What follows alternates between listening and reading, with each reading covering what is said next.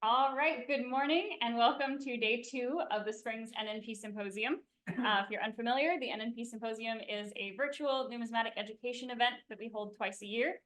This is our second year with a hybrid event in the spring, partnering with Central States. So welcome everyone to Central States that's here in person. We also have people joining us online via the live stream, so that's great. We are sponsored by EPNIS, the Eric P. Newman Numismatic Education Society, so we're very grateful to them. And joining us for this presentation, we have Bob Bair, who is a many-time presenter at the symposium. We're very grateful to have him back. He is a lifelong educator who retired from a career of being a teacher, coach, and principal. He's also been a collector since 1956 and is now focused on his numismatic endeavors in his retirement. So Bob, I'm going to have you go ahead and unmute yourself. We'll make sure your audio is coming through. Well, thank you, Liana, for the pleasant introduction, and welcome everybody. I'm delighted to be here and delighted to have you all for a look at two grading systems that exist in our numismatic field, which is a little crazy when you think about it, but I'm going to suggest that it's important that each of us have an awareness of each of these systems and figure out the relative role that each is going to play in our personal decisions regarding buying and selling coins. So let's see how our presentation works out here, if I can get it to work. All right, why isn't it working? There we go. All right. Well, all right. Technical grading of coins. What the heck is going on here? Well, it's an interesting story, the way each of these schools of thought have developed. And we, as numismatists, as collectors, investors, need to juggle both of these a little bit. How did we get started going down the rabbit hole, as Alice in Wonderland might put it, as she fell down the rabbit hole and ended up in Wonderland, which was a different reality? Well, an important person to keep an eye on here is Dr. Sheldon, a very smart guy. He had both a PhD and a medical degree, and he was a coin nut, in particular, large cents. Early large cents, so early 1700s. And as a scientist and a smart guy, he examined the large cent market in the late 40s. He came up with a book called Penny Whimsy in 1949 that was published, which basically tried to establish a foundation for market value, and it came from large cents, in particular, the 1794 large cent. Now, there are lots of varieties of 1794 and all the other early ones, but he picked one of the common varieties, and here's what he figured out in the EG section. All right, a very worn 1794 large cent back in the late 40s, the post-war period, was worth $1. All right, and what was described as a perfect uncirculated 1794 large cent was $70. You can see how we're getting, all of us were students at one time, and we're thinking, how the heck did we get caught up in a 70-point system when a perfect paper in school is 100? Why aren't we dealing with, that's a different topic as to whether a 100-point grading system will ever come about. But this was the first to link market value based to determine a numerical grade that comes from a basal value. All right, so Sheldon developed this rarity scale and noticed that, for example, a 1794 large cent of the common variety that sold for $40, he gave the terminology extra fine 42, and one selling for 20 was very fine 20. So there's where the numbers and the adjectives were first linked. The adjectives had been around since the 19th century, good, new, uncirculated, and especially when value differences were pretty minimal, adjectives tended to be sufficient, although they had different meanings depending on each person. And that's less a problem today. but we'll take a look at the evolution of grading as these two systems began to develop. But it starts with Sheldon and the 70-point scale, where he linked market value and basal value and numerical grade. All right. This is how the two concepts became linked, that is market value and a coin's grade. And the 1 to 70 point grading system was picked up and obviously used by the third-party grading services in the mid-1980s. Well, one thing that we all have to deal with in our field, and it's kind of interesting, all coins, I would say, are analogous to snowflakes, where every single snowflake is different in some way from every other one. They're all unique. Okay, coins too, both in their individual condition and in their value on in the marketplace. All right. Well, typically a coin's owner and or the seller has a self-interest involved here in maximizing the value in whatever condition the coin may be. So, considering that a coin's condition is somewhat, at least somewhat subjective, even with the refinements that have come along to the Sheldon 70-point system, values especially subjective. But it's based on all kinds of things: the coin supply and demand in the coin market, subjective perceptions of different attributes of coinage, the external economy, the strength of price increases that we think of as inflation, for example, and of course the individual strengths or weaknesses of a period for the coin market itself. The interesting thing there, of course, is that all those factors, individually and or linked together, have changed over time. And it's important to keep this in mind. The market value approach, the market grading approach, is certain to change again at some point in the future. All that we can say for sure about tomorrow is that it's going to be different from today in some ways that we often can't predict or project. Okay, so the two coin grading systems came about to suit the needs and desires of coin owners, coin buyers, and yes, of course, the third-party grading services as well, which have had an incredible influence on the coin market and on our hobby ever since PCGS really got going in 1986, followed a year later by NGC, and so on and so on. All right, so what we're reflecting here, to varying degrees, the individuality of every coin and the subjectivity, the human subjectivity, which exists and probably always will exist in evaluating coins. Well, as human beings, and all right, Sheldon as a scientist, for example, there's a desire on the part of Sheldon and all of us to have some kind of standards, something that we can look at and say, all right, this is how we understand our coin in terms of its condition, and yes, in terms of its value. And that factors in the wants and desires of the coin market itself. So that all those factors combined have led us into both technical grading and market grading.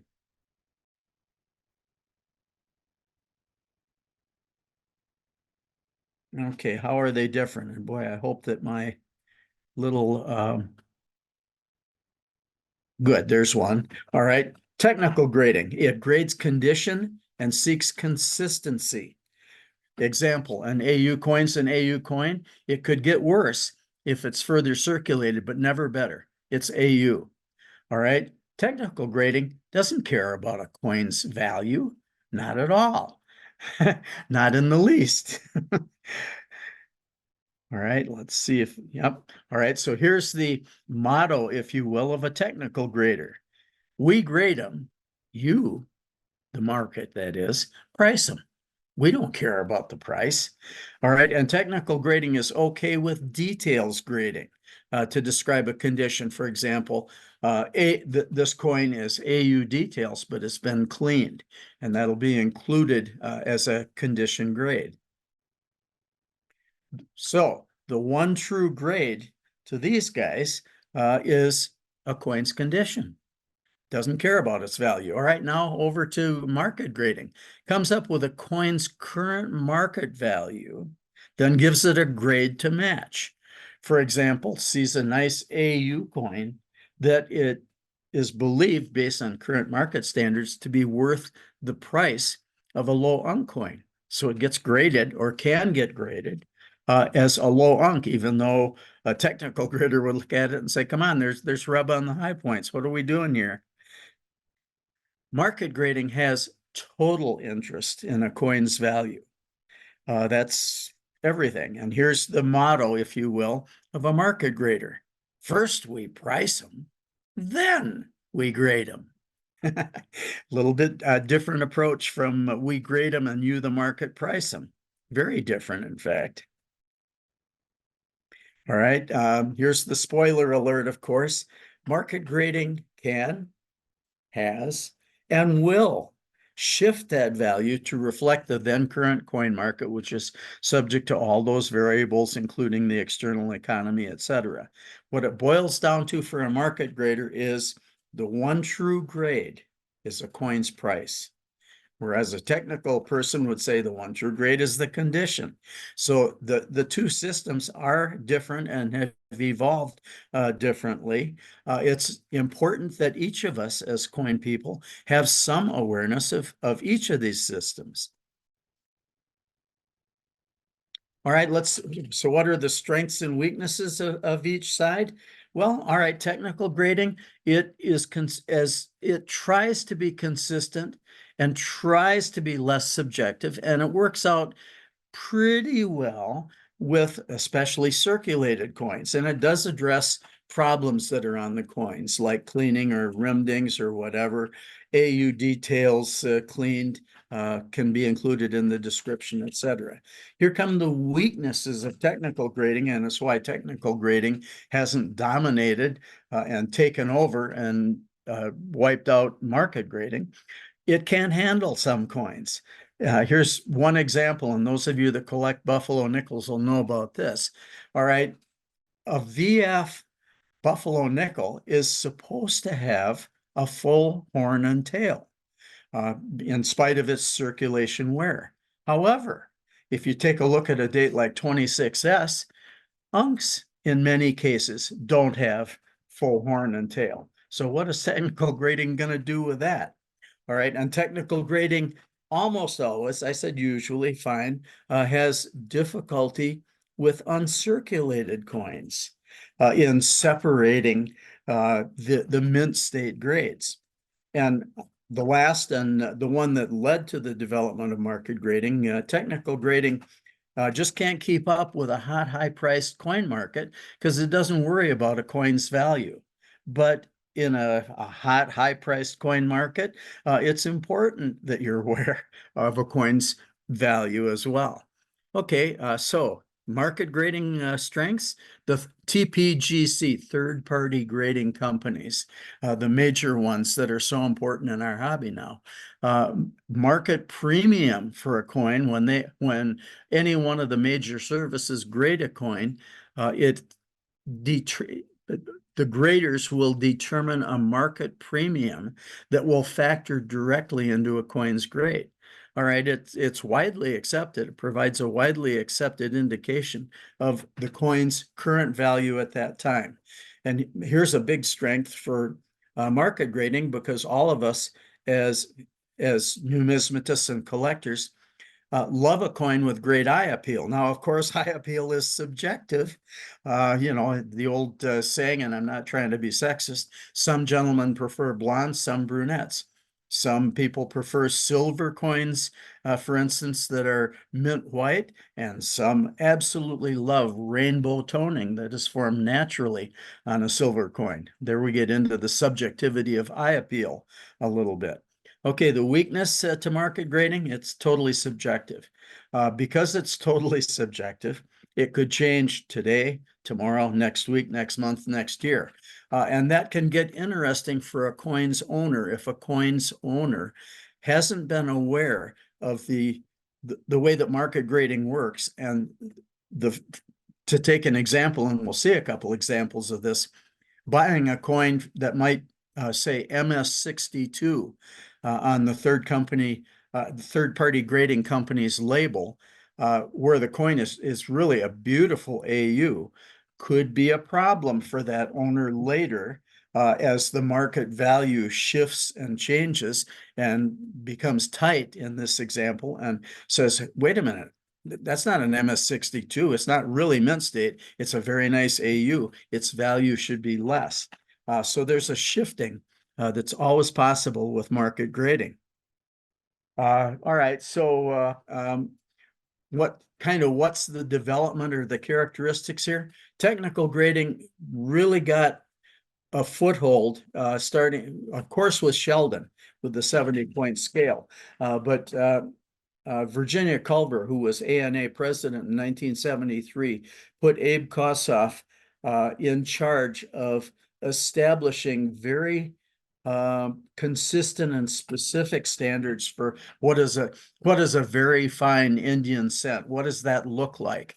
And some very important and prominent numismatists like Ken Brissett, Q. David Bowers, and lots of others were involved in shaping grading standards. And the result, and probably all or most of you have one of these, is the official American Numismatic Association grading standards for U.S. coins. They're not the only ones. There's some other good ones out there. Q. David Bowers has done one, Jim Halperin, Beth Deischer from Coin World with Michael Fahey from Annex, followed in the footsteps of the ANA grading guide to come up with very, very similar technical grading guides of their own.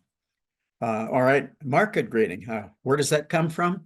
Basically, not too many components, but the subjectivity is going to be obvious here. A biggie is bluster and toning. What does it look like? How many bag marks are on the coin, and where are they on the coin? And to what extent does the eye go right to that bag mark on a Morgan dollar, right smack on Liberty's cheek? Well, how's the strike? Okay, and number 4, which really is a blending of luster or toning and marks and strike, is eye appeal.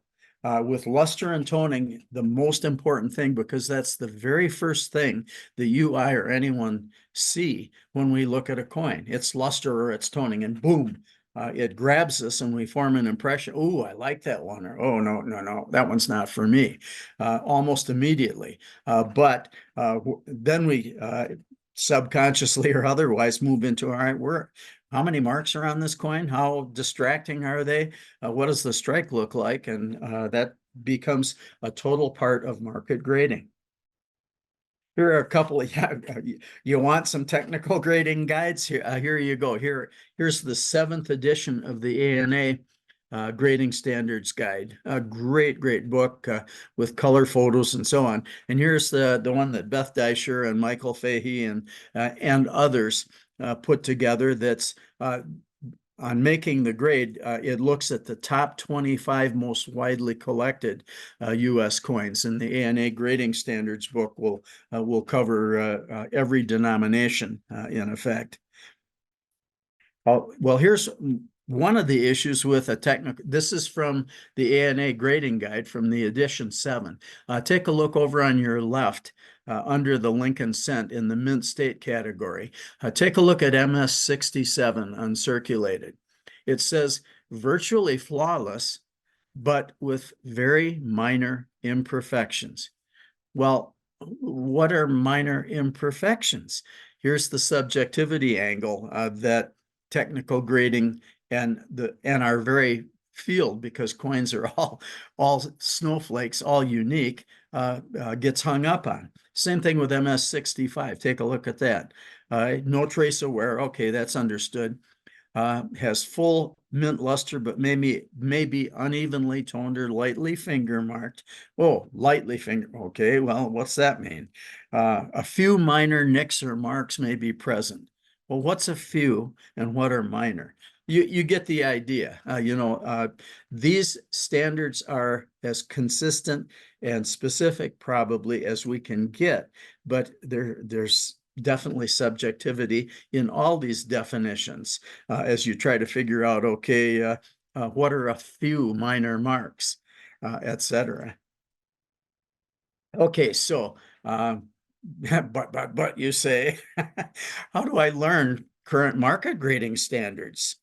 You can learn current technical grading standards as far as they go from examples like the two books that we just looked at. But all right, market grading, how do you get that? Oh man, the best way is to see gazillions of coins in your area of interest. If you're an Indian cent collector, every chance you get, you should be looking at Indian cents and evaluating them, and where you can, talking them over with a mentor. Hopefully you have one or more. Hey, Joe, what do you think of this one? Sort of a thing.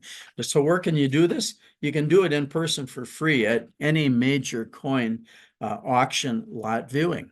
You can do it in person on the bourse floor at any coin show. Where all the dealers have their tables. You can just go table to table if you're an Indian cent person looking for Indian cents and checking them out. Of course, the internet, which has dramatically changed and added to our hobby, has all kinds of illustrations of coins. And this is partly how you see a gazillion. You can go to the reputable auction company websites when they have an auction coming up in a month or 3 weeks or whatever. And there are very good pictures of every lot. There are all kinds of internet videos out there. Here's another good in-person approach. If you can get into an ANA grading class, for example, like at the summer seminars coming up, and this will sound crazy. I'm a former school principal and a teacher of history and literature for decades. But I have taken summer seminars advanced grading course. This summer is going to be, I think it's my 10th time. It might even be my 9th.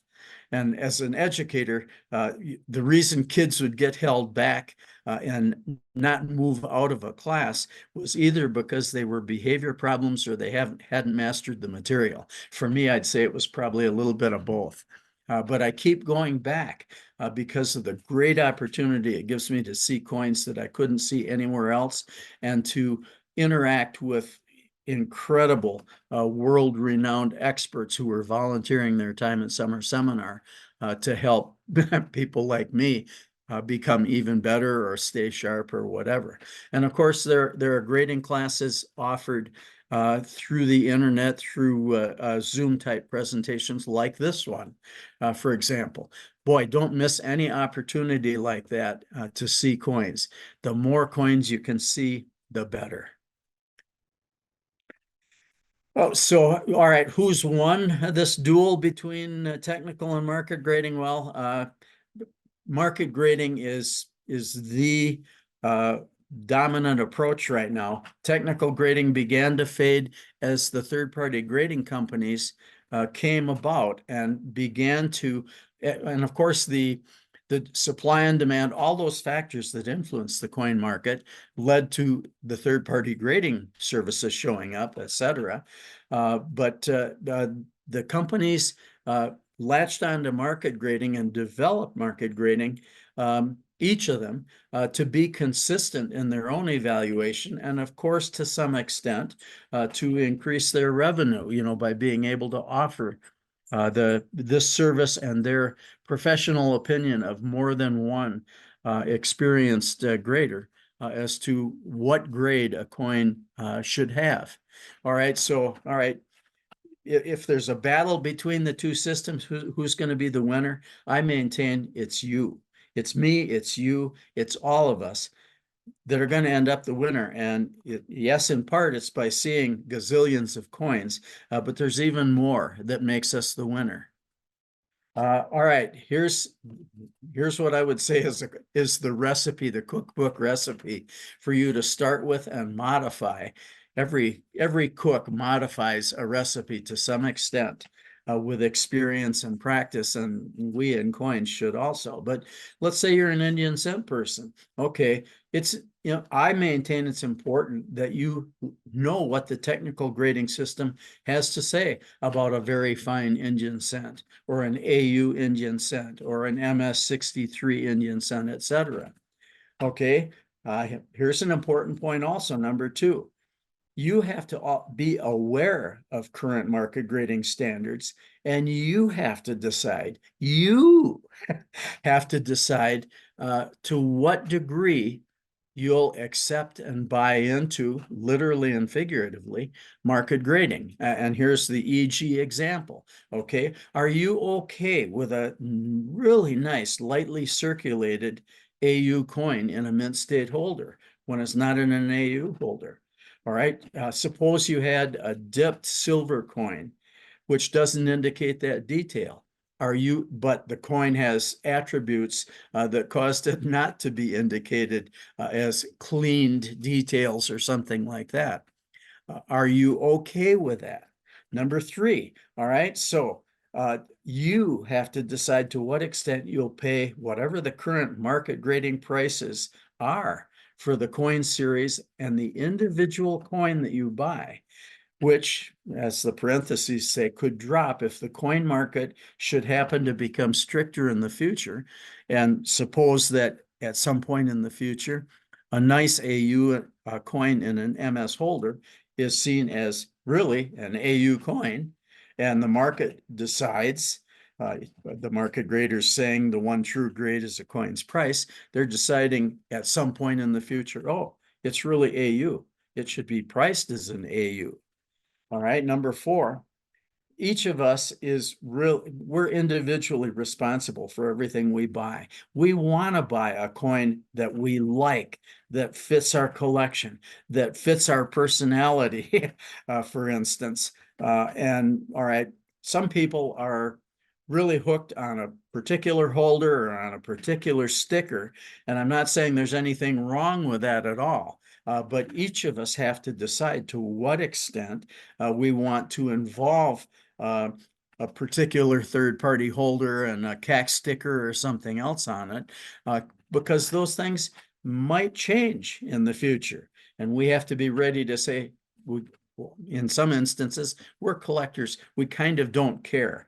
I bought this coin because I'm totally in love with it, and it does wonders in the collection that I have, and I almost don't care about the rest. But we are each responsible for coming to that sort of synthesis of technical and market grading with our budget, with our collecting interests, and ending up with something that we are satisfied with, understanding, once again, that tomorrow, whatever tomorrow means, is very likely to be different from today. Here's an example, for instance, of market grading, and I'm not picking on NGC or anyone else. What you see above with the highlighting part is from Beth Deischer and Michael Fahey et al., their coin values grading guide. No letters are missing in Liberty on a very fine 20. Well, all right, here's the particular coin, and you can see the middle letters on a very nice chocolate brown Indian cent. The middle letters are gone, but here it is in a VF30 holder. Why? It's NGC's decision that the market grade for a coin that looks this nice is at a VF30 level.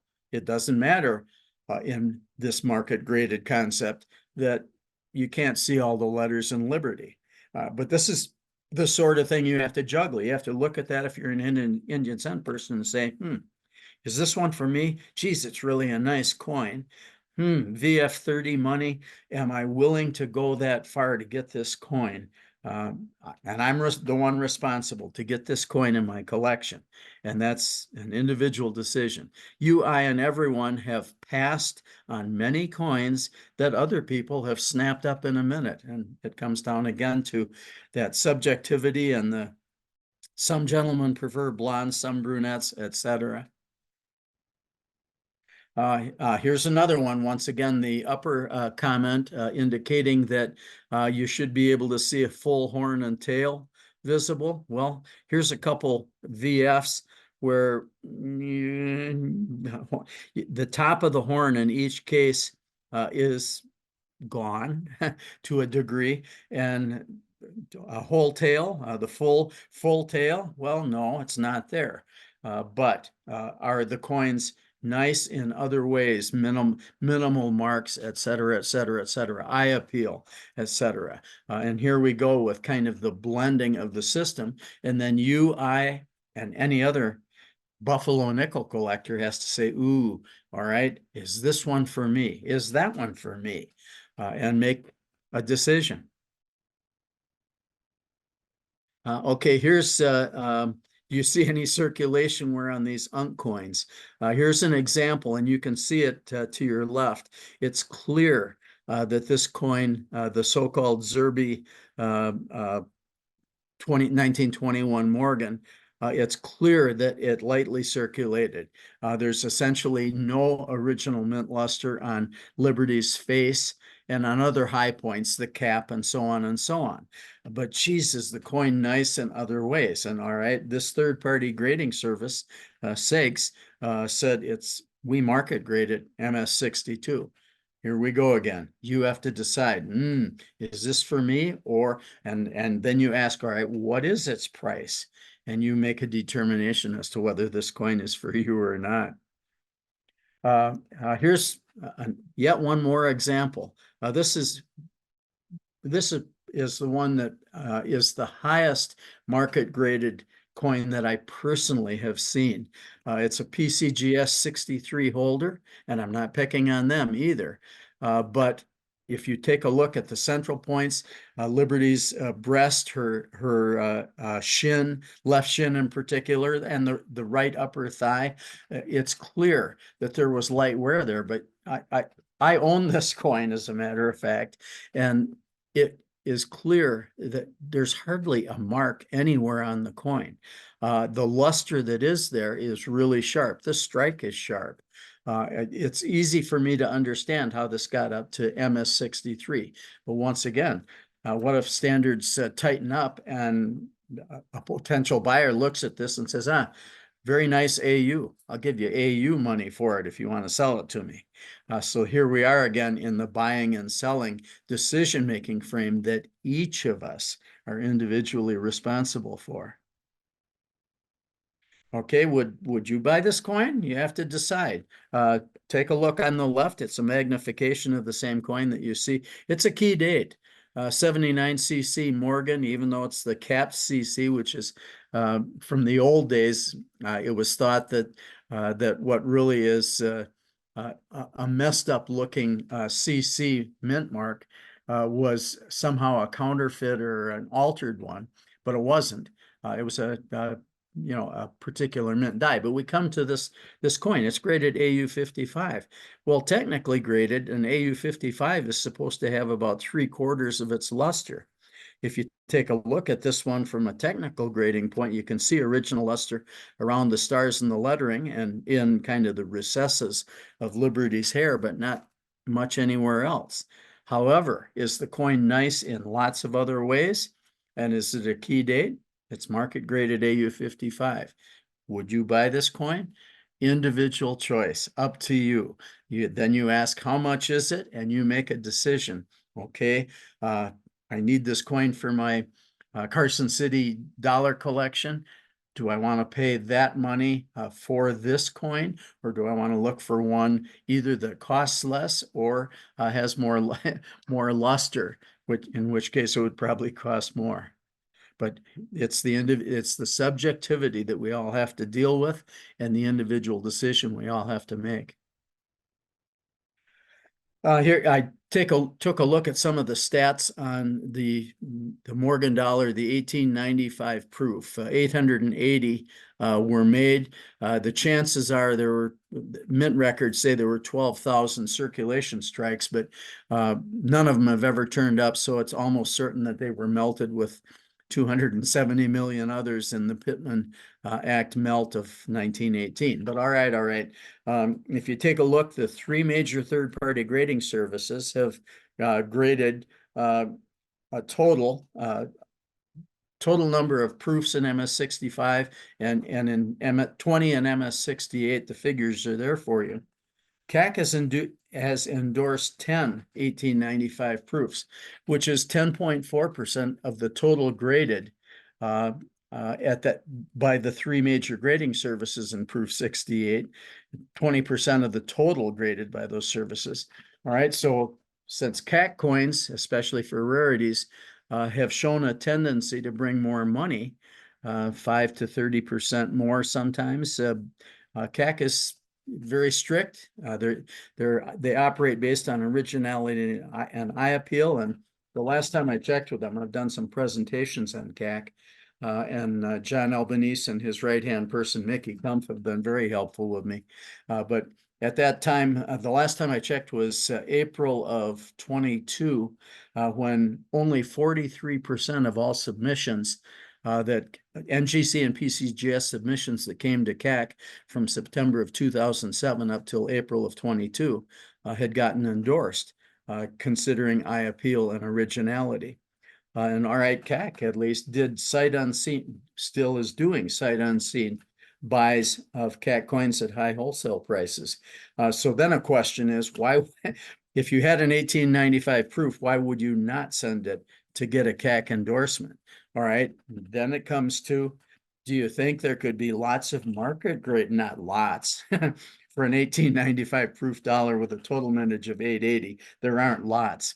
But do you think there are market graded 1895 proof dollars out there that don't meet CAC standards due to overgrading, due to dipping that removed originality or problems or whatever? Okay, do you think that's the case? I sure do, you can tell.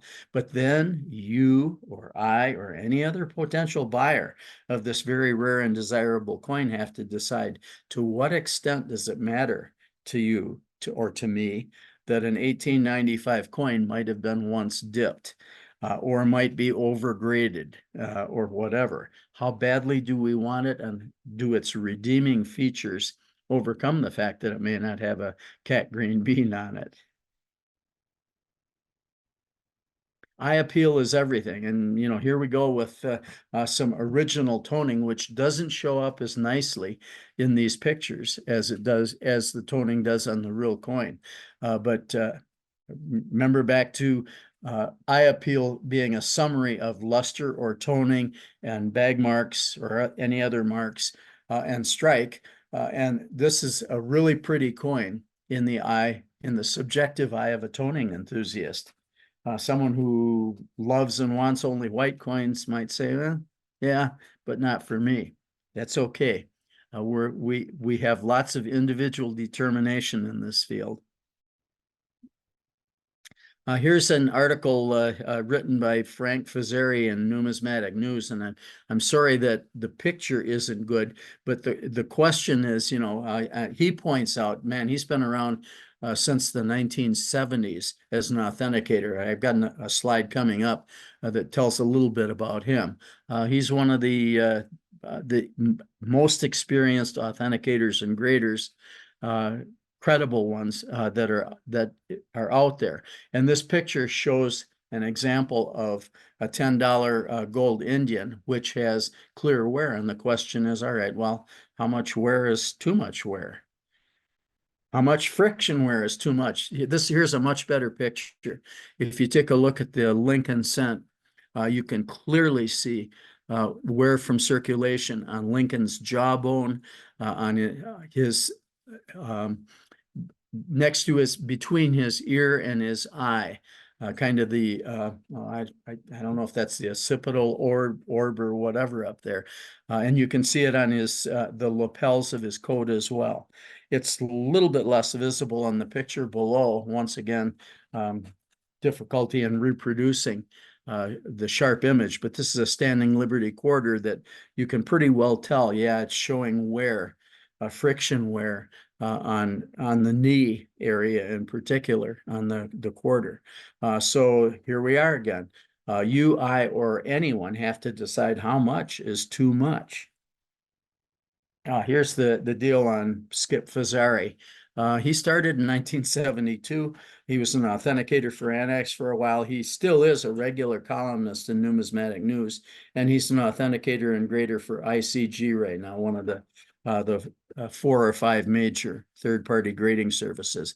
But his viewpoint is worth looking at. You know, if you subscribe to Numismatic News, I'd recommend that you read his column, which is pretty much once a month.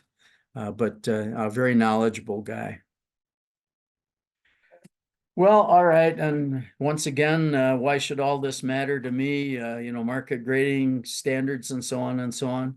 The fact that it has changed, can change, and almost certainly will continue to change over time.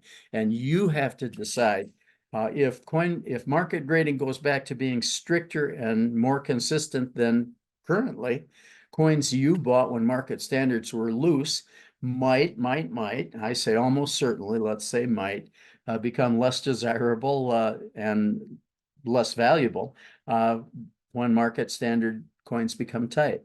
Okay, and it comes back to you again and my suggestion. If you are aware of the technical grading standards for the series from the old days, from the series that you like, and you know, see any of the standard technical grading guides, Beth Deischer's guide or the ANA's guide, then you can be conservative and consistent when you buy your coins today, if that's a major value for you, so that you're insulating yourself as best you can, since none of us can predict the future. You're insulating yourself to some degree, we hope, against changes that might happen in the future if the market should become stricter. Here's a comment on CAC as well. Fine, so they've endorsed 43% out of nearly 2 million market graded coins that have been submitted to them. And that shouldn't say 2012, that's a typo. It should say 2007, which is when they started, September of 2007. Which they'll buy back at sight unseen at high wholesale levels. You really shouldn't, in my opinion, be buying CAC coins willy-nilly just because they have the sticker, just as you shouldn't be buying any particular third-party grading company's holder. We should be in it for coins, but they're worth your consideration. You should look at them. I've rejected many CAC endorsed coins, which just weren't for me. And typically, I'm more an eye appeal guy than an originality guy. And many times there'd be silver coins that had never ever been dipped that just didn't have the eye appeal that I was looking for. So I passed. Okay, well, and here we are again. You are responsible for your purchases, so you have to decide the balance that you want between technical grading, market grading, and what becomes your own synthesis of those systems.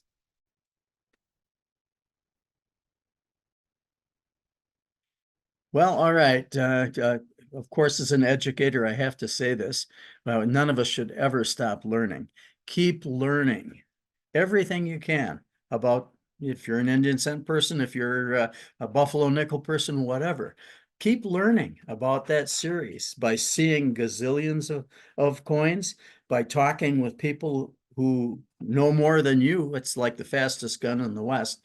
There's always someone faster.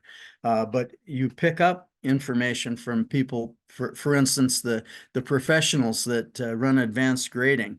I learned something from, even though I've been there 9 or 10 times, I learned something every time that those guys exposed me to that I hadn't thought about or been aware of before. Here's an important one though. Buy the coin, not just the third-party grading holder, not just the grade that the third-party company has given it, or not just the CAC sticker or any other sticker. There are all kinds of stickers starting to pop up now. Buy the coin rather than those things. And really, this is something to rejoice about, I think.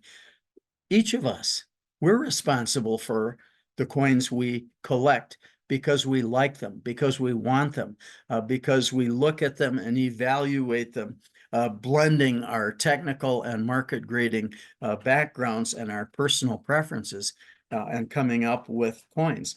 But we are buying coins to do it.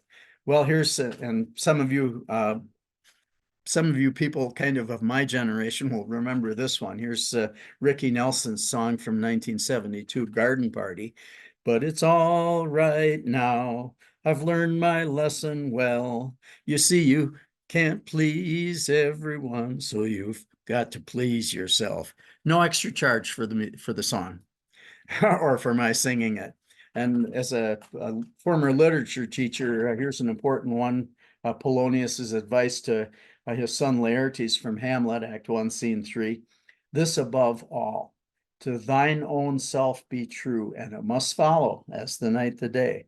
Thou canst not then be false to any man. If we keep those things in mind, and some of the points that have come up today in each of the slides that were part of this presentation, we will have taken a teeny step forward in making progress with who we are, why we're collecting coins, what we like about them, why we're buying coins, and what appeals to us about the coins, blending price and condition and all kinds of other factors. So that pretty much is my presentation, folks. There's kind of a selected bibliography. Rod Gillis, who's mentioned there in the middle, did a good presentation on technical and market grading that is still on the ANA e-learning academy. You could check that one out for kind of another approach or another opinion to this. But really, I got a lot of good information from PCGS. What is coin grading, for instance? YouTube has a couple of neat areas. If you look up coin grading, or if you look up Coin Week, which is a publication that frequently does coin grading type items, all these things can help you out.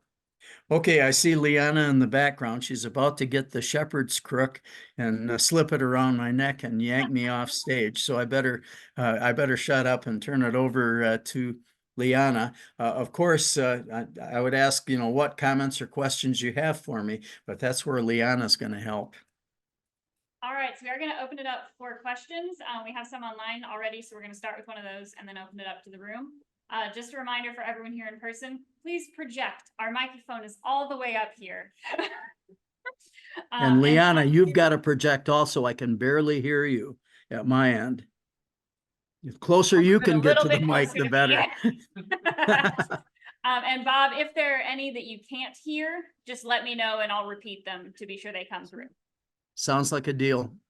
All right, then let's start with one from online. Len? All right, so the first question, do the services themselves say that they're doing technical grading, or do they say that they're doing market grading? And if they're actually using market grading internally, but telling people they do technical grading, isn't that consistent? Did that come through, Bob? I could only hear parts of Len's question. I heard technical grading, I heard market grading, but not too much else. So Liana, you're going to have to synthesize Len's question for me. So do the grading companies say that they're doing market grading or technical grading? Was the first part of it. We had a two-part question. Start with that. I've asked graders at two, I'm friends with a couple of the graders at actually 3 of the 5 major grading services that have come up now. And market grading, of course, is part of their package. I would also believe that they all have a technical grading knowledge as well. For instance, PCGS and CACG to name two, and NGC, and I think Annex, all have grading sets in commonly seen coins. And those sets have been put together with to quite an extent, especially in the circulated grades, with technical grading in mind. And they're examined regularly by the graders, the evaluators, but those people are also operating with a knowledge of what is the current market situation. When you go to advanced grading or any of the summer seminar grading classes, they make it clear that they're presenting what they understand to be current market grading standards. But they'll also indicate, those aren't cast in concrete, but they're what we're working with right now. So I guess I would say it's if you grabbed a PCGS or an NGC or an ICG or a CACG or a grader from any of the companies and said, how do you do it? Do you do it market or do you do it technical? You'll get an answer that'll indicate some blend of both, but clearly will indicate the importance of current market standards.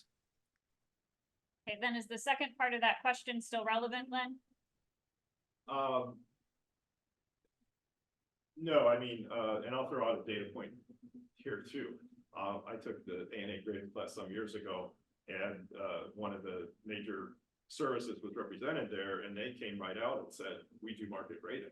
So at that point in time, that was their stance. So. Okay, so Len Augsburger attended a grading seminar at the summer seminar a few years ago, and one of the representatives from a major grading company fully acknowledged that they do market grading and not technical grading. So. Yep. No surprise there. Okay, do we have any questions from in the room? I don't see any hands, so we're gonna go back online. What do we have, Len? All right, next question. I find the difference between AU58 and MS62 very difficult. I've seen grading justification on some lower min-state coins as roll or bag abrasion, which is hard to discern versus circulation abrasion. I think these coins could be submitted and come back AU50 or min-state. I think CAC is starting to address this, but I've seen NGC or PCGS min-state coins come back graded AU from CAC. So just kind of thoughts on the high AU versus the low MS grades. Okay, so this viewer has a hard time differentiating between AU58 versus low MS grades. And sometimes, there's some confusion about whether marks are from bag marks and abrasions or circulation wear. And so, you could submit it to a grading company once and it comes back 58, and another time you get a low 60s.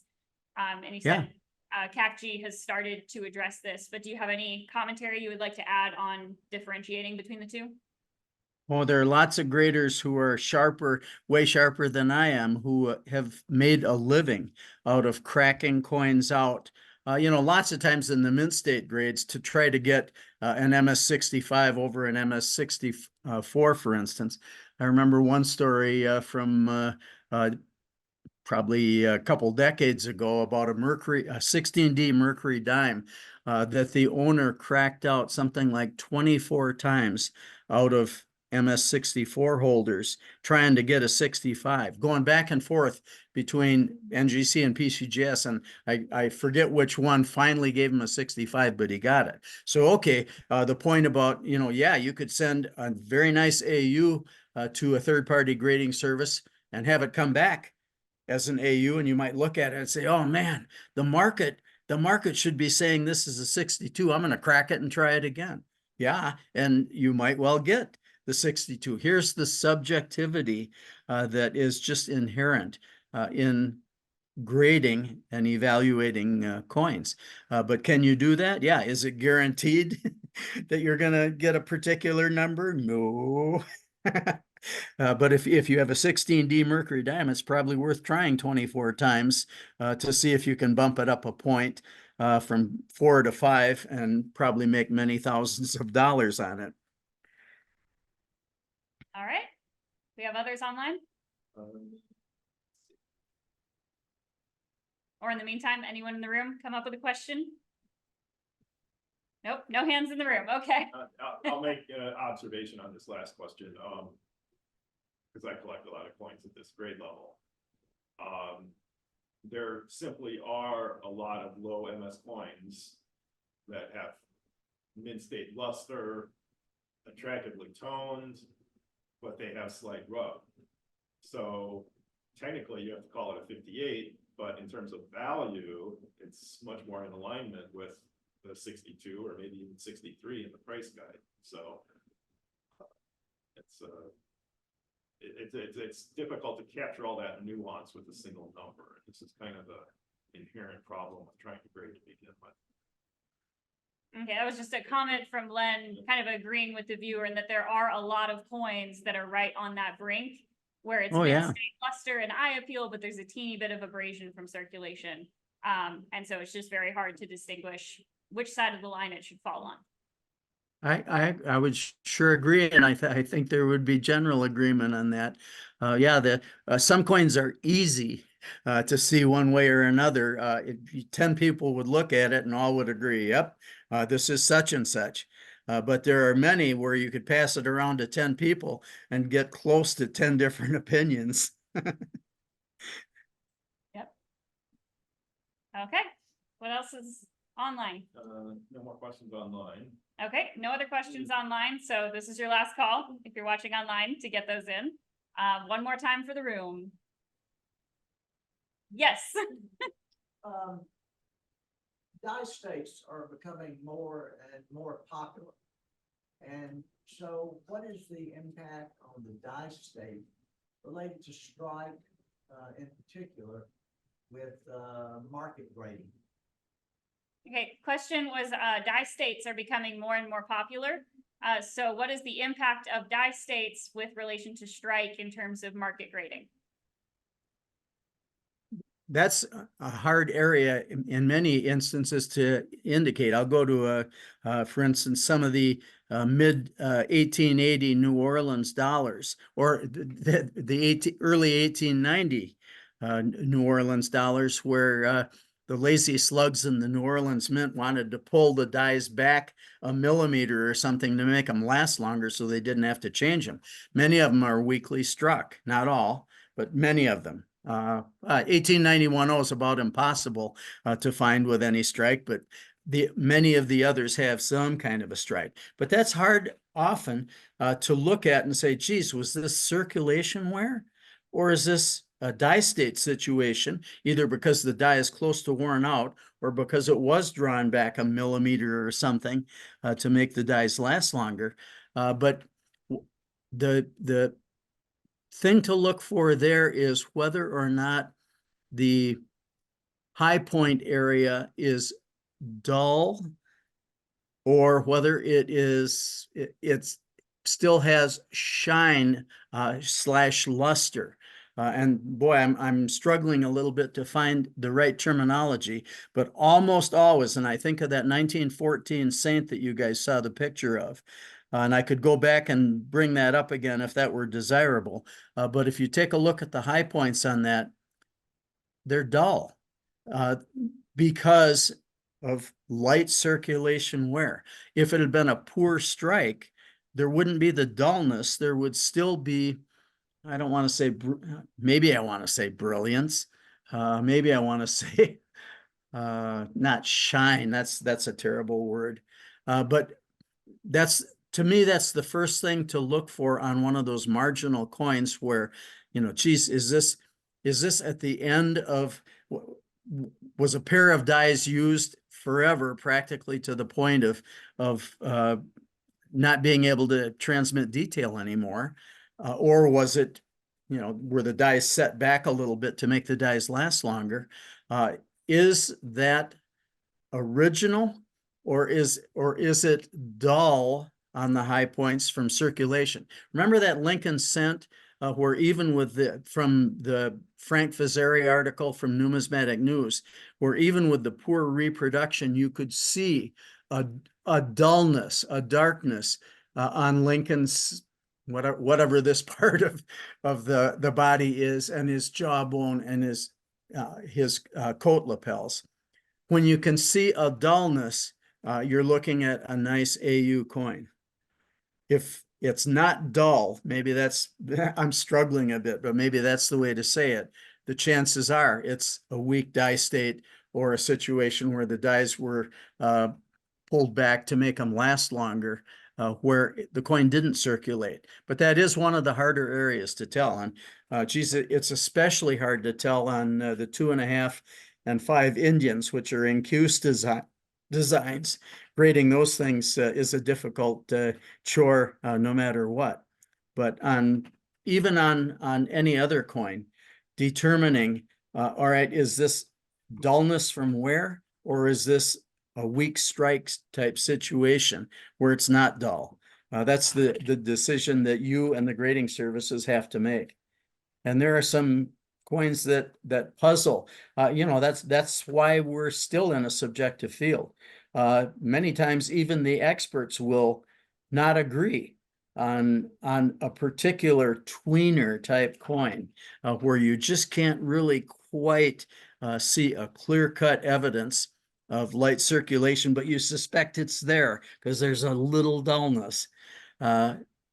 You'll get discussions on that. And there we come to, you know, gee, if you, the owner, submit it to a third-party grading service and it comes back one way and you really think it should be the other, if it's a valuable coin, you might want to try again. We're subjective. All right, do we have anything else? Yes? What is the difference between cabinet friction and circulation in grading? So what is the difference between cabinet friction and circulation in grading? You know, there's luster compression is the way I've heard Frank Fazzari describe it, which can happen either, for example, from a coin being number 19 in a roll of 20, St. Gaudens 20s or something like that. And cabinet friction, that's a term that has been around. Cabinets haven't been used much since the 19th century. I mean, here and there, I'm sure. But once again, to me, a determinant would be, are the high points dull, or if there's luster gone, as there would be, the 19th saint in a 20 coin roll is going to have luster compression. But for example, Liberty's left shin area and her knee area will show that the luster's gone, but it'll be, here I'm using the word shiny again. It won't be dull. That 1914 saint had dullness, and that Lincoln sent in the Numismatic News article clearly had dullness. So, you know, regardless of the terminology, I guess the determinants that each of us should be thinking about is, okay, is this dull on the high points? If it is, it almost certainly lightly circulated. It did. Oh, the luster's gone, but it is shiny. There, I'm using that word. It's not dull. Okay, it probably didn't circulate. Cabinet friction, luster compression in a roll, whatever you want to call it, then I'm probably okay with it. And here we are again. You know, you might send that to a third-party grading service and get variable results. But on a valuable coin, why not? All right. Let's see, do we have any others that have come in online in the meantime? No, okay, then in the room? One other question is when a grading service grades a coin that is notoriously weak in strike, like some of the Buffalo Nickel series, and in theory, you're supposed to have this much of the device showing, and yet they grade it higher than you would have a coin that normally struck up better. And they say, well, they all have a weak strike. Shouldn't it be then that there maybe are no 65s or 68s or 67s in that particular date, or there's going to be very, very few, rather than give leeway because it's a notoriously weak struck coin? So the question is, for pieces where the certain dates or types have a notoriously weak strike, like some pieces in the Buffalo Nickel series, you know, commonly grading seems to account for that, and so you'll get higher grades even when they're lacking detail due to that strike.